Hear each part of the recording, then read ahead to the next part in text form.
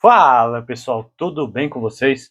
Hoje a gente vai fazer um vídeo aqui para falar sobre, mais uma vez, uma convocação do Carlos Ancelotti pela seleção brasileira. Mais uma vez em que a convocação chama atenção. Dessa vez chamou, acho que bem mais atenção do que das últimas vezes. Nada mais, nada menos, a gente vai falar, começando para falar sobre os goleiros, né? Vou passar um review no todo aqui, depois a gente vai comentar sobre cada parte. Do que eu acho, sobre uma perspectiva de torcedor da seleção brasileira. Começando pelos goleiros, Bento, Ederson e Hugo Souza. Laterais, Alexandro, Wesley, Caio Henrique, Paulo Henrique e Luciano Juba. Zagueiros, Danilo, Gabriel Magalhães, Fabrício Bruno, Marquinhos e Éder Militão. Meias, tem o Andrei, Bruno Guimarães, Casemiro, Fabinho e Lucas Paquetá. E de atacantes tem Estevão, João Pedro, Luiz Henrique, Matheus Cunha, Richarlison, Rodrigo, Vini Júnior e Vitor Roque. Bem, pessoal, essa foi a convocação da seleção brasileira, que vai enfrentar Senegal e Tunísia nessa data FIFA. Pelo que eu estou vendo aqui, o Senegal vai ser do dia 15 do 11 e a Tunísia dia 18 do 11. Pois bem, essa convocação chamou atenção, assim, na minha perspectiva, por conta de alguns motivos. Um deles é que o Ancelotti, ele mostra, né, que alguns erros de alguns jogadores até então não vão manchar, quem sabe, a convocação, como um exemplo aqui do Fabrício Bruno e Hugo Souza, né, que para mim foram muito mal contra o Japão. E continuando também aqui o Caio Henrique, que não vem mostrando assim um, um grande avanço na seleção. Ele não chamou agora o camarada lá do Zenit, né, que eu esqueci o nome agora, perdão, mas jogou muito bem nas vezes que foi posto na prova de fogo. E por muita felicidade de alguns brasileiros que assistem futebol, assim como eu aqui no Brasil, Luciano Juba, né, foi convocado, merecidíssima convocação. Para mim, vem mostrando um bom papel aí nesse Campeonato Brasileiro e já era para ter sido chamado, acho que desde a última data FIFA. Paulo Henrique foi convocado novamente, né? A gente sabe que o Paulo Henrique joga na lateral direita, que é laterais do Brasil são grandes problemas que eu acho que o Ancelotti vem encontrando soluções. Dessa vez foi mais uma vez convocado o lateral do Vasco, né? Que para mim fez uma boa data FIFA jogando pelo Brasil, marcou até gol inclusive. De zagueiros aqui, eu acho que a única coisa que para mim não era para estar nessa lista era o Danilo, né? Danilo, por mais a gente já percebeu que o Ancelotti ele gosta de jogadores assim com um perfil parecido com o dele, né? Da forma de líder, da forma de pensamento ou algo do tipo. Porque o Danilo, para muitos, já não era para ser convocado por conta do nível físico competitivo que ele não vem trazendo nos últimos anos. Muito bem que ele vem jogando bem pelo Flamengo quando acaba sendo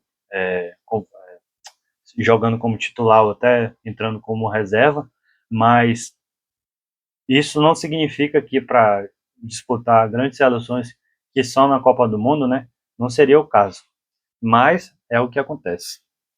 De meio campo aqui, algo também que para mim, dentre todos, chamou grande atenção, porque, veja bem, todo mundo quando o Ancelotti veio, né, a gente percebia que ele era um cara que não, de certa forma, seria mandado, igual como todo mundo falava que a CBF tinha esse de empresário escolher, empresário ali botar mais ou menos a mão para escolher uma convocação de algum jogador ou algo do tipo.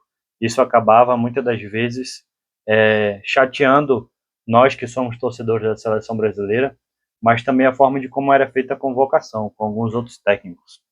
E a gente vê que com o Ancelotti isso acaba sendo meio que quebrado, né? O Sami Chaud, que é o atual presidente da CBF, falou logo no início da apresentação do Ancelotti que ele tinha total carta branca, né, para as decisões e que autonomia também para tudo que ele decidir de bem para a seleção brasileira. E realmente é verdade, porque um cara convocar o Fabinho, que eu nem lembrava, eu pensava que já tinha se aposentado, né? Fabinho é aquele do Liverpool, né? Que jogou muito pelo Liverpool, isso é verdade, mas joga no futebol da Arábia Saudita. Para mim não tem motivos nenhum para ser convocado no Al Ittihad.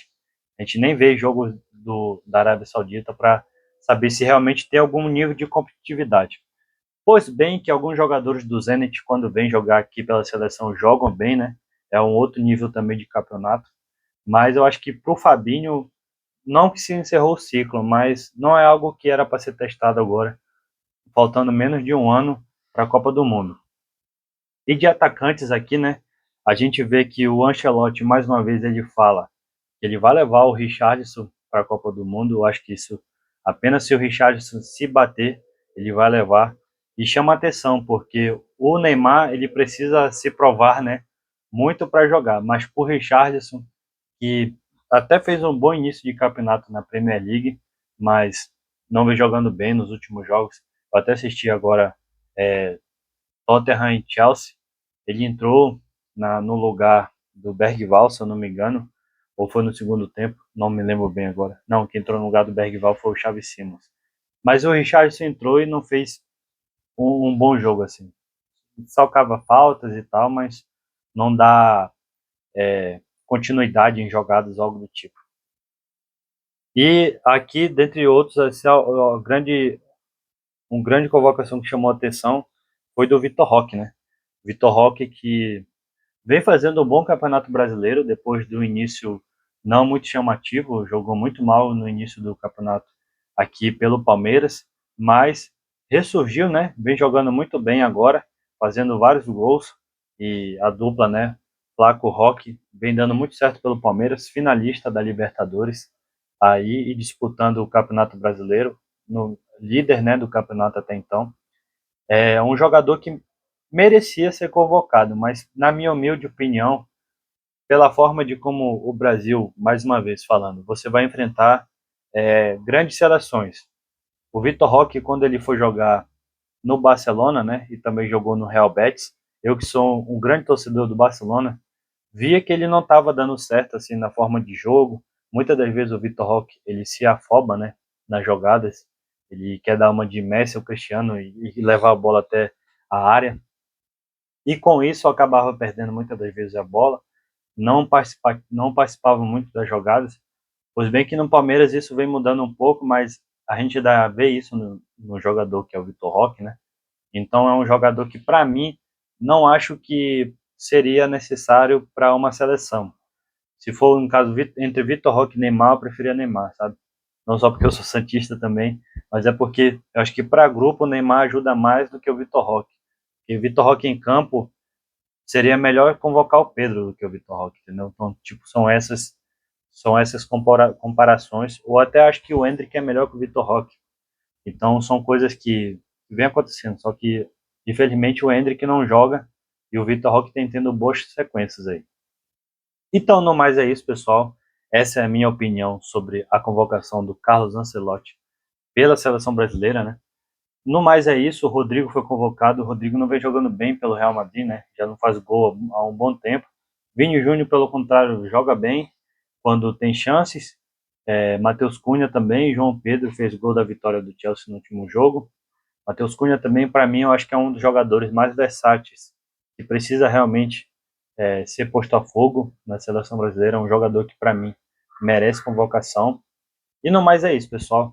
Comente aí o que você achou da convocação. Dá um gostei aqui no vídeo, se inscreve, até mais. Tchau.